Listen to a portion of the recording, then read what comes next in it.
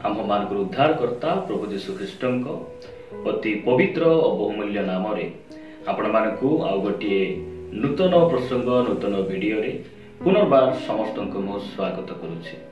मु प्रभु को धन्यवाद दिए प्रत्येक समय रे ताहांकर जीवंत वाक्य के नहीं आपण मानक निकट रे आसीबा पाए नूतन नूतन प्रसंग माध्यम रे आपण मानक सहित कथावार्ता हेबा पाए स्वर्गर परमेश्वर यही अनुग्रह मते देइछंती सेति पाए मु प्रभु को हृदय सहित धन्यवाद देउछि। प्रिय भाई भणी माने प्रतिदिन भली आज मध्य मु आपण मानक निकट रे प्रभु को वाक्य ठारू आ गोटे गुरुत्वपूर्ण प्रसंग आ नूतन प्रसंगटी अल्प समय रखिबा पाए चाहे। आसंतु आमे वाक्य रु गोटे पद पाठ करू करू आमे आगु को बढ़िबा। मो सहित साधु पितरंक प्रथम पत्र प्रथम पितर 1 अध्याय 15 पद प्रति ध्यान देबे। एठारे प्रकार लिखा जाए, मात्र तुम्भ मानकर आह्वानकर्ता जेपरि पवित्र तुम्भे माने मध्य आज्ञावह संतान मानक परि समस्त आचरण रे सेही परि पवित्र हो। बहुत सुंदर भाव रे साधु पितर से आंभ मान को लिखती, आंभ मान को से उत्साहित करती। तुम्भे माने कौन हुआ? तुम्भ मानकर आह्वानकर्ता जेपरि पवित्र तुम्भे माने मध्य समस्त आचरण रे सेही परि पवित्र हो। प्रिय भाई भणी माने आज प्रसंग है जड़े ख्रीष्ट विश्वासी पवित्र हेबा पाई कौन करबा उचित। जड़े ख्रीष्ट विश्वासी पवित्र हेबा पाई कौन करबा उचित यही प्रसंग रे आमे अल्प समय कथावार्ता हेबा। यही शब्दटी सुनिला बेले हमको लागुथिबो जे पवित्र जीवन संभव नहे। आमे तो मनुष्य, आमे तो मांस मात्र, आमे पवित्र जीवन बिताइबा बहुत कष्ट अटे, यह असंभव विषय अटे यही परि आमानकु मने होई थाई पारे। किंतु यह असंभव लागिले मध्य परमेश्वर चाहंती से आमको उत्साहित करती आम्भे माने जेपरि पवित्र जीवन यापन करिबा। प्रिय भाई भणी माने जड़े ख्रीष्ट विश्वासी पवित्र हेबा पाई कौन करबा आवश्यक मु आपण मानक निकट रे 5टी विषय रखिबा पाई चाहे। कौन करबा द्वारा आमे पवित्र होई परिबा, पवित्र जीवन यापन करि परिबा आ पवित्र जीवन यापन करिया पाई आमे सफल पाई परिबा एही विषय रे अल्प समय मु आपण मानक प्रभु को वाक्य रे कहिबा पाई चाहे। प्रथम विषयटी आपण मानक निकट रे मु रखिबा पाई चाहे। मो सहित आपण माने लुकलिखित सुसमाचार को आसीबे। लुकलिखित सुसमाचार ताहार 11 अध्याय 13 पद मु आपण मानक निमंते पढिबा पाई चाहे। लुकलिखित सुसमाचार 11 अध्याय 13 पद रे ए प्रकार लिखा जाए, एनु तुम्बे माने दुष्ट हेले सुधा जेबे आपणा आपणा पिला मानकु उत्तम उत्तम दान दे जान, तेबे जेउ पिता स्वर्गरु दान करंती से ताहांको छामुरे मागिबा लोक मानकु केते अधिक रूपे पवित्र आत्मा देबे। प्रिय भाई भणी माने मु आपण मानकु कहिबा पाई चाहे, जणे ख्रीष्ट विश्वासी पवित्र हेबा निमंते पवित्र आत्मांकर आवश्यक रहिछि। जेते बेले पवित्र आत्मा जड़े विश्वासी निकट रे आसंती से समय रे सेही विश्वासी को से भाई भणी को से धनवान करि दियंती नाही, तार रूप को बदलाई दियंती नाही, मात्र से पवित्र करंती।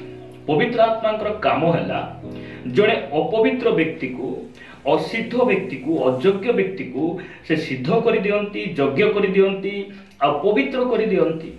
सेति पाई पवित्र आत्मा हमको आवश्यक रही जे आमे जेपरि दिन प्रतिदिन पवित्र जीवन यापन करिया पाई आमे सफल पाऊ। प्रिय भाई भणी माने जो समय रे पितर से पवित्र आत्मा पाई नथिले से समय रे यीशु को से 3 थर स्वीकार कले।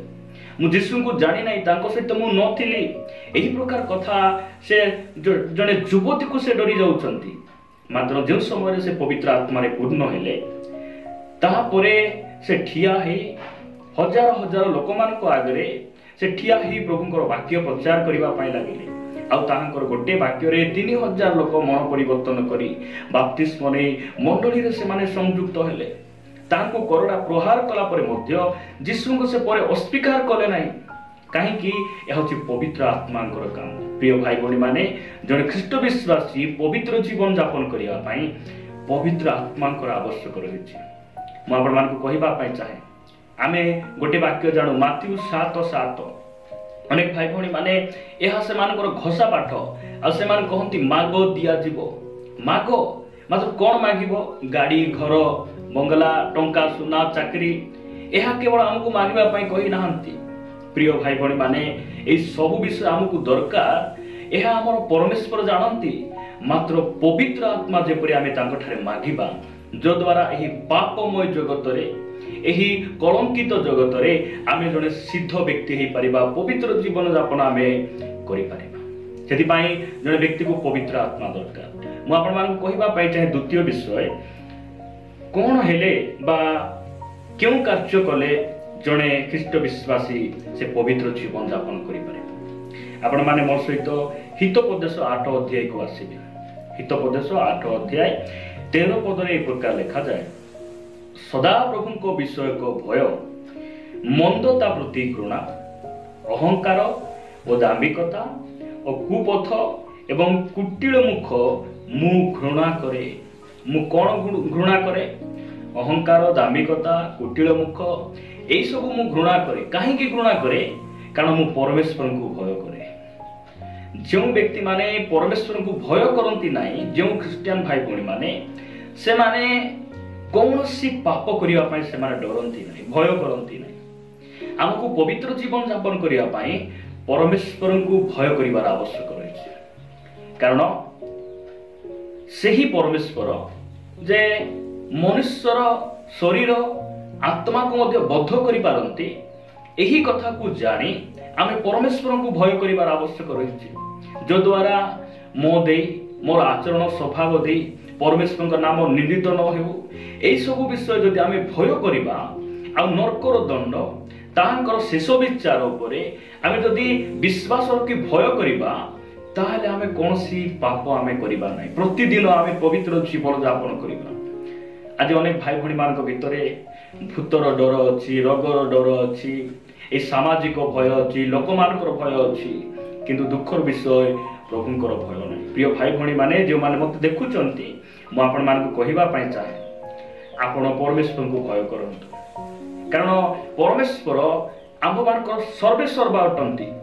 मनुष्य मनुष्यर शरीर को बद्ध करें और से किसी करे ना किंतु जानी परमेश्वर मनुष्यर शरीर और आत्मा को मध्य से नरक पठे पारती आमको परमेश्वर को भय कर आवश्यक रही। मुझे आउ गोटे वाक्य देखा चाहे द्वितीय करंतीय 7 अध्याय 7 अध्याय 1 पदरे लिखागला अतएव हे प्रिय माने यही समस्त प्रतिज्ञा प्राप्त हेबारु आस। क्यों प्रतिज्ञा?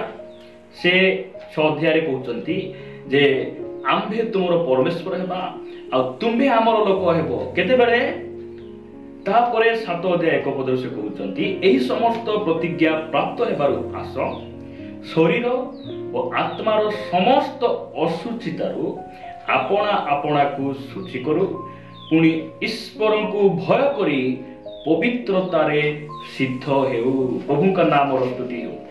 प्रिय भाई भौणी माने जड़े सिद्ध हेबा पाई पवित्र हेबा पाई से ही विश्वासी भाई भौणी को जीवन रे परमेश्वर को भयर आवश्यक रही।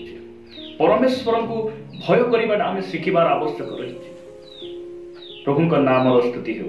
मु तृतीय विषय आपण मान को निकट रे रखिबा पाई चाहे से ही द्वितीय करंतीय 6 अध्याय को जीवा आमे से ही द्वितीय करंतीय 6 अध्याय तार 17 पदरे लिखा जाए एणु प्रभु यह कहती तुम्भे माने सेमानक मध्यरु बाहरी आस आउ पृथक हुओ। तृतीय विषय है जड़े ख्रीष्ट विश्वासी पवित्र हेबा पाई कौन करिबार अछि आमको पृथक हेबार अछि। पृथक हेबार अछि कोठिरो आमे पृथक हेबार अछि। आज अनेक भाई भौणी माने से माने चर्च जानती दान दियंती गीत गाती आराधना करती वाक्य शुणती मात्र केतरा विषय से माने पृथक हेई नाहंती परमेश्वर आमको केते विषय से पृथक करती मात्र आमको मध्य केतेटा विषय आमको पृथक हेबार आवश्यक रही आम पृथक नहेले आम पवित्र हो पारिबा नहीं पवित्र हो पारिबा नहीं आपण मान जानिछंती अनेक ख्रिस्टियन भाई भणी माने सेमान कोन करंती मेडिसिन खांती नहीं कारण प्रभु तो आमर आरोग्यकारी आम कौन औषध खाइबा दरकार नहीं एही प्रकार अनेक भाई भणी मान अछंती प्रिय भाई भणी माने औषध कौन मनुष्य तैयारी करि नाहंती स्वर्गर परमेश्वर से ही वृक्षलता को तैयारी करिसंती आ ताकू मेडिसिन तैयारी करिया पय स्वर्गर परमेश्वर केते व्यक्ति मान को से बुद्धि देइसंती आ ताहा हमें सेवन करिबा कौन सी पाप नुहे आ औषध न खाइ हम मरि जीवु परमेश्वर दुर्बल बोली कहबा एहा आम पक्षरे मूर्खता अटे प्रिय भाई भणी माने अनेक समय रे आम ए प्रकार भूल गुडी करिथाउ चर्च जाऊ प्रार्थना करू वाक्य पढ़ू मात्र मदुआ मान सांग आम छाड़ी न थाउ जुआ खेलिबा लोक मान सहित आम बसिकिना भजन करू तांको सहित बसिकिना आम कौन करू तांको सहित शयन करू उठू बसू प्रिय प्रभु को लोक माने आमको पृथक हेबार अछि गीत संगीतारे 150 टी गीत प्रभु लेखिला प्रथम गीत से लिखुचंती 150 टी गीत से आमको देवा पूर्व प्रथम गीत से लिखुचंती तुमे पापी मानक मार्ग रे चलो नाही निंदक मानक सभारे बस नाही ताहेले तुमे गोटे वृक्ष गोटे जलस्रोत निकट रपित गोटे वृक्ष परि हेबो आ तुमे जहा करबो ताहा तुमे सफल हेबो आउरी तुमे कोन हेबो स्व समय रे तुमे कोन करिबो फल उत्पन्न करिबो आज अनेकक जीवन रे पवित्रता सही भद्रता सही सिद्धता देखिबा बहुत कम कहीं कि आमे चर्च जाउछु आमे वाक्य पढुछु प्रार्थना करूछु मात्र हमर खराब सांग साथी को आमे छाड़ी ना हमको पृथक हेबार अछि आमे सेमान को संग आमे छाड़ीबार अछि प्रभु कहउचंती एनु प्रभु एहा कहंती तुम्हे माने सेमान को मध्यरु बाहरी आस आ पृथक हो आ असुचि पदार्थ स्पर्श कर नाही पुनी आम्भे तुंभ मान को ग्रहण करिबा परमेश्वर जदि हमको ग्रहण करंतु एहा हम इच्छा करूछु हम पृथक हेबा आवश्यक रही पृथक हेबार आवश्यक रही कोटिरो पृथक हेबार आवश्यक रही बेबिचारी मानक ठारू पृथक हेबार अछि प्रथम कोरिन्थिय 5:11 पद लिखा गला से जदि भाई बोली ख्यात ही से जदि बेसिया हे जीवो बेबिचारी हे जीवो परित्राण पाइथिबा ख्रिस्टियन बोली जदि से माने चर्च रे रही ए प्रकार सेमान को मध्य बेबिचार देखा जाउची तांको ठारू तुमे पृथक हेबो लिखा जाउची सेही प्रथम कोरिन्थिय 5:11 रे तांको सहित बसिबो नाही तांको सहित कोनोसी संपर्क रखिबो नाही तांको सहित तुमे भजन मध्य करिबो नाही ए प्रकार कथा लिखा जाउची प्रिय भाई भणी मान द्वितीय रे क्यों मान ठारू पृथक हेबो धन लोभरु पृथक हेबो धन लोभ हमको एटे छाड़ीबार अछि नहला आमे पवित्र जीवन यापन आमे करि परिबा नाही चतुर्थ विषय आपण मान को निकट रे मु रखिबा पई चाहे मो सहित आपण माने जीवन लिखित सुसमाचार 15 अध्याय 4 पद प्रति ध्यान देबे लिखा जाए मो ठारे रुह सेथिरे मु तुंभ मान ठारे रहिबी शाखा जेपरी द्राक्षालतारे न रहिले निचरु फल फली पारे नाही सेही परी तुम्भे माने मध्य मो ठारे न रहिले फल फली पार नाही मो स्थान रे आपण मान को कहबा पई चाहे आपण जदी सिद्ध हेबा पई चाहुचंती पाप छाड़ीबा पई चाहुचंती पाप ऊपर जय पाइबा पई चाहुचंती पवित्र जीवन आपण वांछा करूचंती ताहेले आपण मंडली सहित लागि रहंतु मंडली रु बाहरिले मंडली को पिठी देखाइले सहभागिता मिस कले सहभागिता को अवहेला कले आपण पवित्र जीवन यापन करि परिबे नै प्रिय भाई भणी माने कारण जेतेबेले काठ नियारे जळु थाय आ सेही काठ को जदि आमे काढी अलगा स्थान रखी देबा ताले से काठ आ जळे नै सहभागितार आज अनेक भाई भाई माने विमुख हो गले जो द्वारा सेमानकर आत्मिक जीवन नष्ट हो जाइछि हमको मंडली सहित लागि रहिबार अछि जो द्वारा आमे कोन करि परिबु पवित्र जीवन यापन आमे करि परिबु मंडली सहित हमको लागि रहिबार अछि जदि आपण माने प्रेरित पुस्तक को आसीबे प्रेरित पुस्तक 2 अध्याय रे आमे देखुछु जे जो समय रे पितरंकर प्रचार सुनी बाप्तिस्म नहीं जेते बेले 3000 लोक मंडली सहित से माने कोन हेले संयुक्त हेले सेही समय से माने कोन करूचंती 2 अध्याय प्रेरित 2:46 और 47 पद लिखा जाउची ଆଉ ସେମାନେ ଏକଚିତ ହୋଇ ପ୍ରତିଦିନ ମନ୍ଦିରରେ ସମବେତ ହୋଇ ରହୁଥିଲେ ଓ ଘରେ ଘରେ ରୋଟି ଭାଙ୍ଗି ଆନନ୍ଦରେ ଓ ସରଳ ହୃଦୟରେ ଭଜନ ପାନ କରି ଈଶ୍ୱରଙ୍କ ପ୍ରଶଂସା କରୁଥିଲେ। ଆଉ ଯଦି ଆପଣ 42 ପଦରେ ପଢିବେ, ସେମାନେ ପ୍ରେରିତ ମାନଙ୍କର ଶିକ୍ଷାରେ, ସହଭାଗିତାରେ, ରୋଟି ଭାଙ୍ଗିବାରେ ଓ ପ୍ରାର୍ଥନା କରିବାରେ ନିବିଷ୍ଟ ଚିତ୍ତ ହୋଇ ରହିଲେ। ବିଶ୍ୱାସ କଲା ପରେ, ମନ ପରିବର୍ତ୍ତନ ହେଲା ପରେ, ମଣ୍ଡଳୀରେ ସଂଯୁକ୍ତ ହେଲା ପରେ ସେମାନେ କାହାକୁ ସେ କୁଲି କାମ, କିଏ ଚାକିରି କରିବାକୁ, କିଏ ଷ୍ଟେଟ୍ ଛାଡ଼ି ଅନ୍ୟ ଷ୍ଟେଟକୁ ଏମିତି ପଳାଇଲେ ନାହିଁ। ସେମାନେ ସହଭାଗିତାରେ ରହିଲେ, ସହଭାଗିତାରେ ରହିଲେ। ସେଥିପାଇଁ ସେମାନେ ପବିତ୍ର ଜୀବନ ଯାପନ କରିବାରେ ସଫଳ ପାଇଲେ। ମୁଁ ଶେଷ କଥା ଆଉ ପଞ୍ଚମ କଥା ଆପଣମାନଙ୍କ ନିକଟରେ ରଖିବା ପାଇଁ ଚାହେଁ। ଆମକୁ କ'ଣ କରିବାର ଅଛି? ମଣ୍ଡଳୀ ସହିତ ଲାଗି ରହିବାର ଅଛି। ପଞ୍ଚମ ବିଷୟ ଆଉ ଶେଷ ବିଷୟ ହେଲା ଆପଣମାନେ ପ୍ରଥମ ଜହନଙ୍କ ପ୍ରଥମ ପତ୍ର ମୁଁ ଆପଣମାନଙ୍କ ନିମନ୍ତେ ପଢ଼ିବା ପାଇଁ ଚାହେଁ।